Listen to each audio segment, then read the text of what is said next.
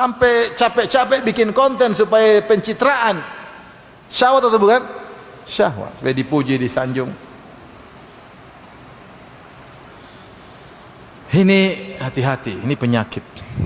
Bisa menimpa siapa saja. Bahkan bisa menimpa ustadz. Bukankah orang kedua yang Allah hadirkan pada hari kiamat untuk disiksa? Seorang ustadz, rajulun ta'allamal ilma wa 'allamahu. Seorang nutut ilmu dan mengajarkannya. Wa qara'al Qur'an, belajar ilmu Al-Qur'an dan mengajarkannya. Pakar sanad-sanad Al-Qur'an. Pakar qiraat Al-Qur'an. Maka Allah hadirkan, Allah ingatkan tentang kenikmatan yang Allah berikan kepadanya. Allah bertanya, "Ma amalta fiha?" Apa yang kau lakukan dengan itu semua?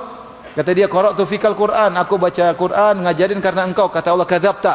Kau dusta. Walakin liyuqal annaka qari', supaya orang kenal kau sebagai ahli baca Quran. Liyuqal annaka alim, supaya dikatakan kau orang yang paling apa? Alim, orang akui. Ya akhi, orang butuh pengakuan sampai sebagian orang. Ya. Saya ngeri sekali. Ada orang paksa masang dirinya doktor. Saya tidak bicara politik ya. Ini tidak keluar dari politik ya. Ada orang saya tahu sengaja pasang dirinya dokter padahal dia bukan dokter. Butuh validasi masyarakat, penipuan publik. Ngeri. Padahal dia bukan dokter.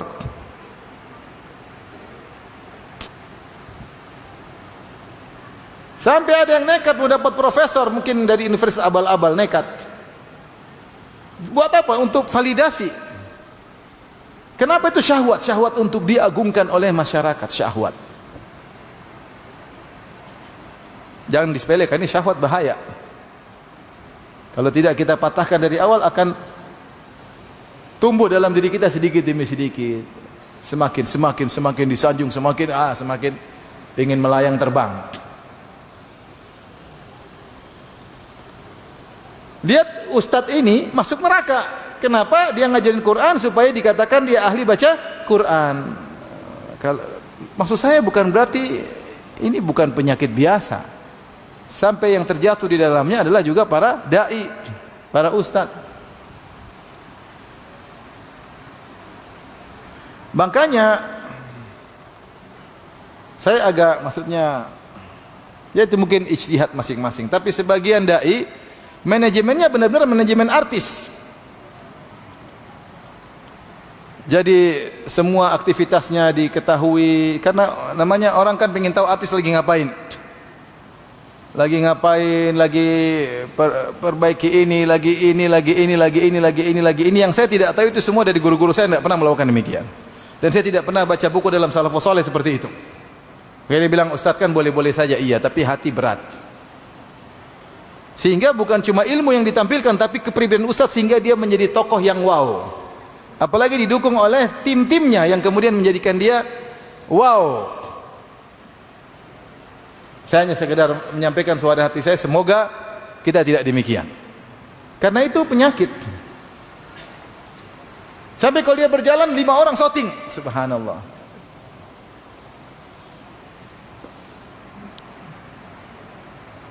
Yang saya cuma khawatir menular kepada audiens, itu yang saya khawatir. Sehingga audiens juga hobinya begitu. Maka saya harus sampaikan hal ini. Ini penyakit. Memang rame, memang menyenangkan, memang janganlah. Kalau artis ya memang mereka begitu. Kita kan dakwah harusnya tidak demikian. Dakwah harus elegan, ada marwahnya. Hukum asalnya boleh, iya boleh. Kalau bicara boleh-boleh, saya nggak bisa mengharamkan, boleh-boleh aja. Tapi apakah begitu cara para salafus saleh sementara kau mengatakan di atas manhaj salaf? Apakah begitu diajarkan oleh guru-gurumu dahulu seperti itu? Adakah ustaz-ustaz kita dahulu seperti itu? Ya kita jaga ya. Jangan cuma terpedaya dengan jumlah audiens, jumlah follower, enggak. Kita ingin yang berkualitas, kita ingin berjalan diridhai oleh Allah Subhanahu wa taala. Saya pernah umrah, saya umrah. Tahu-tahu saya keluar dari hotel, tahu-tahu ada sekelompok orang berbaju hitam pakai sorban rame-rame. Ini siapa ini? Sampai saya, jangan-jangan ini kelompok sesat yang puasa lihat laut itu, kan mereka baju hitam kan? Kalau laut sudah pasang puasa, kalau Ramadan, Lebaran juga lihat apa laut. Ternyata Ustadz Sunnah. La haula wala quwwata illa billah. Ngajarin semua timnya untuk jalan dengan gagahnya, ramai jadi pusat perhatian. Narsis. Saya hati aja sakit, cuma saya nggak bisa apa-apa. Ini saya baru ngomong sekarang. Ya ikhwan, mau saya, jangan bilang semua orang bisa kena. Ini ustaz tadi masuk neraka gara-gara apa? Gara-gara ingin dibilang apa? Dibilang ahli baca Quran. Kita tidak masuk dalam hati manusia, tetapi waspada. Hal-hal yang bisa mengarahkan ke sana kita putuskan. Sum'ah, cerita. Sampai ada sebagian orang yang mobilnya kemudian macet, mogok, dia ganti ban, kemudian disoting. Ini lagi ganti, ngapain? Saya ngapain? Untuk menunjukkan bahwasanya kau hebat. Kita nggak tahu, tapi nggak ngapain. Yang kalau kita dakwah itu ilmu yang penting. Bukan saya keren, bukan saya ganteng, bukan saya bikin fitnah nanti yang lainnya. Apakah saya mau tampil saya harus pakai liven misalnya, atau pakai bedak? Saya tujuannya ilmu atau supaya ganteng di hadapan ibu-ibu? Saya tidak perlu validasi ibu-ibu. Yang penting validasi dari istri saya.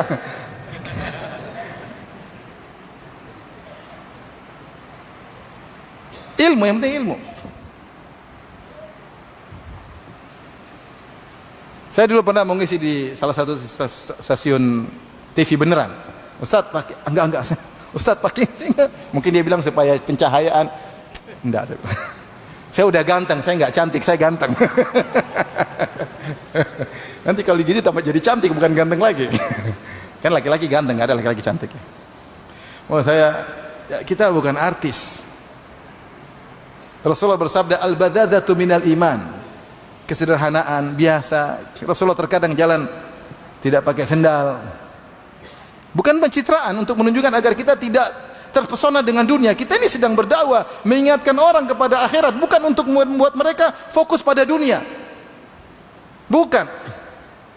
Bukan dengan motor mewah, mobil mewah. Kalau kau naik mobil mewah sendiri aja, nggak usah pamer-pamer. Bukan untuk skincare macam itu, urusan dunia.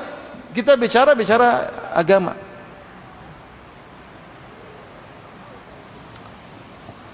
Makanya dakwah mulai bergeser. Coba tanya guru-guru kita, masyayikh kita di Madinah atau di Yaman atau di mana, apa mereka begitu?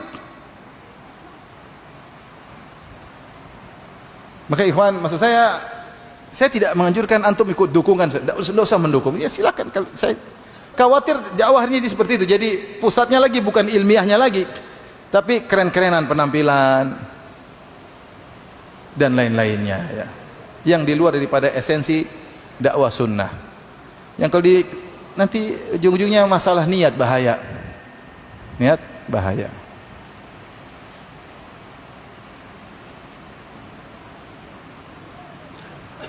Saya sempat tegur seorang kawan.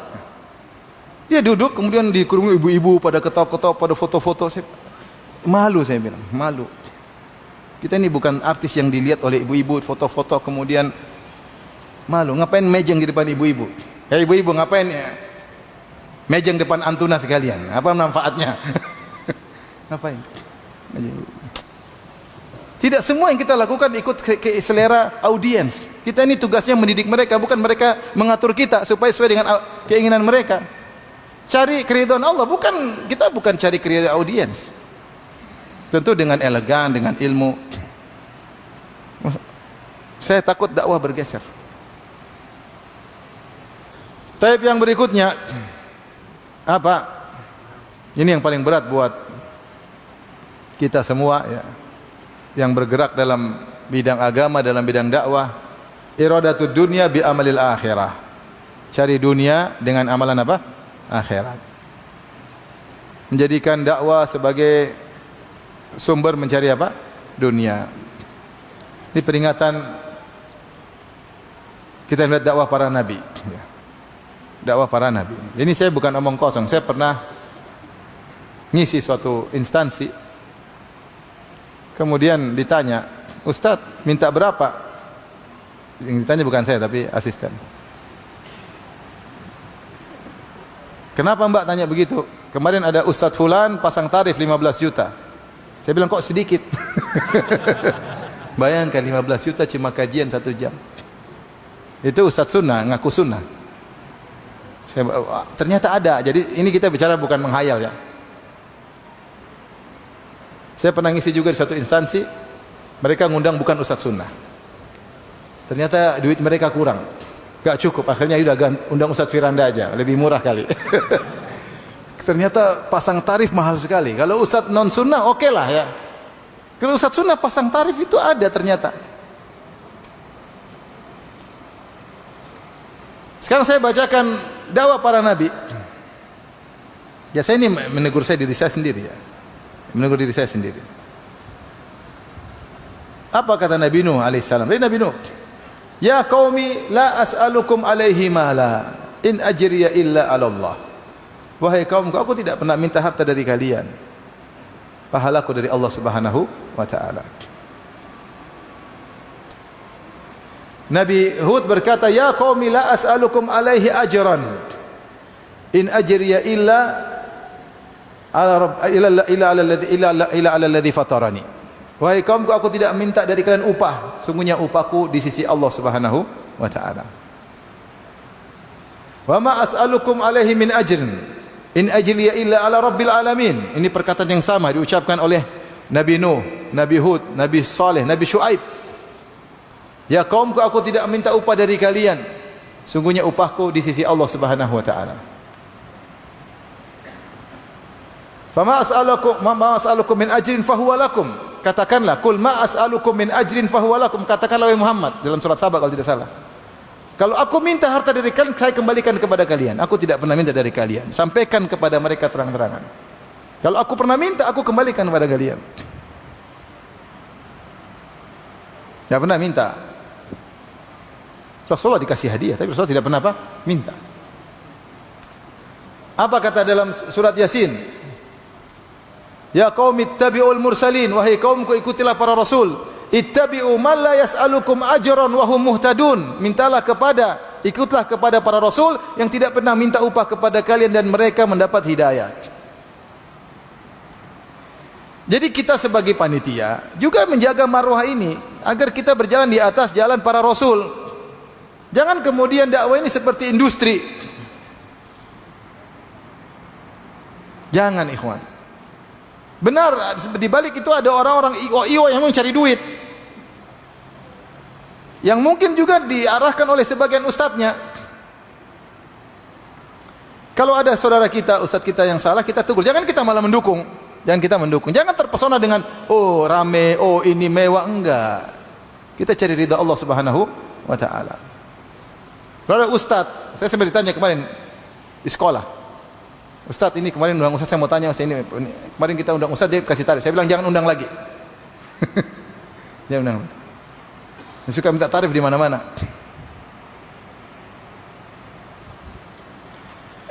La haula wala quwata illa billah. Saya terlalu banyak bicara ya. Cuma bagaimana lagi ya? Saya menegur diri sendiri supaya saya juga tidak terbawa ya. Ikhwan, jadi kalau para sahabat saja pernah terjatuh, para sahabat ketika mereka berjihad dalam perang Uhud, kemudian mereka menang di awal peperangan, akhirnya banyak ghanimah dibawa, pada Rasul sudah bilang jangan turun, akhirnya mereka turun. Kenapa? Mereka ingin ambil apa? Ghanimah. Kenapa? Karena cari dunia. Yang bilang begitu bukan saya, Allah Subhanahu wa taala. Kata Allah Subhanahu wa taala. Jadi sebelum turun ayat ini, apa kata Ibnu Mas'ud? Ma kuntu adhunnu ana ahadan min ashabin Nabi sallallahu alaihi wasallam yuridu dunya hatta nazala fina ma nazala. Aku tidak pernah menduga ada seorang sahabat pun dari sahabat Nabi yang ingin dunia sampai turun ayat tentang kami, bahwasanya di antara kami ada yang ingin dunia. Kapan? Ketika perang Uhud, ketika mereka melanggar. Allah berfirman, "Wa laqad sadaqakumullahu wa'dahu idh tahussunahum bi'idznih hatta idza fashiltum wa tanaza'tum fil amri." Ya. Wa asaitum min ba'di ma arakum ma tuhibbun minkum may yuridud dunya wa minkum may yuridul akhirah. Kata Allah, kalian bermaksiat setelah Allah menampakkan apa yang kalian suka, itu kemenangan. Di antara kalian ada yang suka dunia, mencari dunia, di antara kalian ada yang mencari apa? Akhirat. Itu sahabat aja ada yang mencari apa? Dunia. Tapi kata Allah, wa laqad afa ankum. Allah telah mengampuni kalian. Tapi bagi kita harus hati-hati ya. Para sahabat sudah diampuni. Mereka diberi uzur, diampuni. Jangan bilang saya akhirat saya ikhlas. Jangan kita merekomendasi diri kita, semua perlu hati-hati. Dan ini banyak. Seperti misalnya bikin yayasan, ternyata untuk cari duit, kemudian menerima sumbangan, akhirnya jadi milik pribadi. Ini namanya dunia. Orang kasih wakaf untuk milik umat, ternyata jadi milik apa? Pribadi, bahkan jadi warisan. Terjadi atau tidak? Terjadi. Maka saya ingatkan pada IO. Sampai ada kawan, ada kawan dekat, baik. Ustaz, dia diskusi sama saya bilang gimana, saya bikin kajian, berbayar. Ini saya bicara pribadi, berbayar. Kata dia, Ustaz, bisa nggak berbayar? Ya, agak sulit karena harus tempat yang ini. Bisa kalau nggak berbayar kita pasang sponsor. Latihlah para sponsor itu untuk ikhlas. Duit sumbang tapi jangan pasang nama. Saya usahakan, saya bilang gitu. Sponsor aja. Kasih duit, enggak usah pasang apa merek. Akhirnya jadi dakwah, jadi sarana untuk apa? Berdagang. Dakwah, kamu cari uang sebanyak-banyaknya, uang yang buat dakwah. Jangan kau manfaatkan dakwah untuk apa? Untuk dagang. Ini nasihat buat saya pribadi ya. Akhirnya saya pernah kajian sekali, bayar. Saya juga sama panitia bilang tidak boleh ambil untung ya. Enggak Ustaz, enggak ada. Iya, saya enggak ambil untung. Saya tidak perlu 1 rupiah pun. Tidak ada, sama-sama ngambil untung. Pokoknya ini buat kepentingan ini semua. Oke. Sekali itu saya pernah lakukan. Itu karena istri yang suruh dan saya kadang taat sama istri.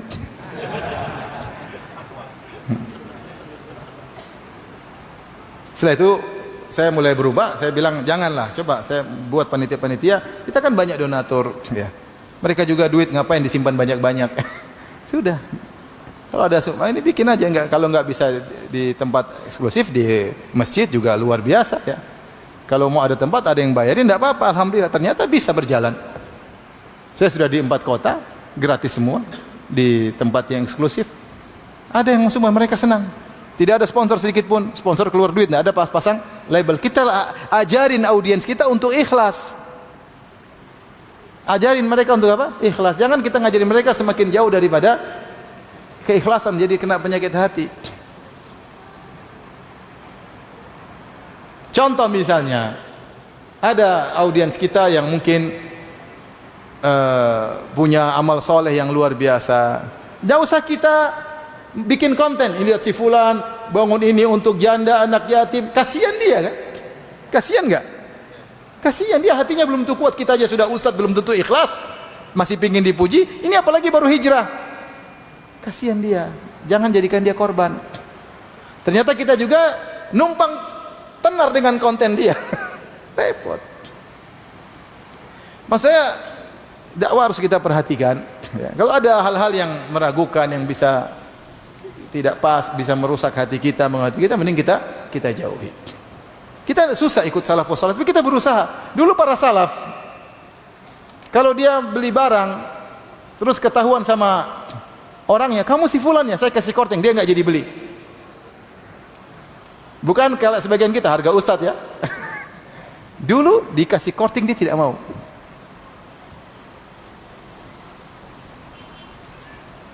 Sampai sebagian mengatakan kita dakwah ya kemana-mana aja bayar, masa mau donasi terus. Sementara dia pun bisa berhasil karena donasi. Dia aja bisa sukses karena donasi dahulu.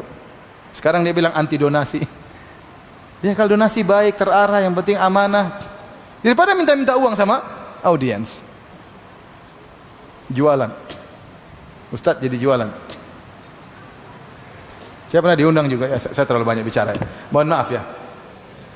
Jadi intinya saya ingin sampaikan, kita ini hidup cuma sebentar, hati-hati. Hal-hal yang bisa merusak hati kita, kita introspeksi diri, kita evaluasi. Jangan ikut dengan tren-tren yang ada, hati-hati ya. Jangan dukung tren-tren yang ada yang bisa mengganggu ketulusan hati. Yang membuat kita cinta dunia, yang buat kita ya pikirnya ketenaran aja, jangan ya. Kita berusaha untuk dekat dengan Allah, membersihkan hati. Kita ini masih banyak dosa, masih banyak maksiat ya. Ya. Ini apa saya sampaikan hanya sekedar nasihat ya. Bukan saya merasa lebih baik daripada yang lain, tidak. Saya juga penuh dengan kekurangan. Tapi sekedar beban di hati yang ingin saya sampaikan. Karena tren-tren seperti itu akhirnya jadi ditiru oleh yang lain ya. Akhirnya bisa menggeser dakwah yang biasanya sudah kita kenal dari para ulama yang marwahnya dijaga jauh daripada hal-hal yang bisa mengganggu hati seseorang ya. Wabillahi taufiq wal hidayah. Assalamualaikum warahmatullahi wabarakatuh.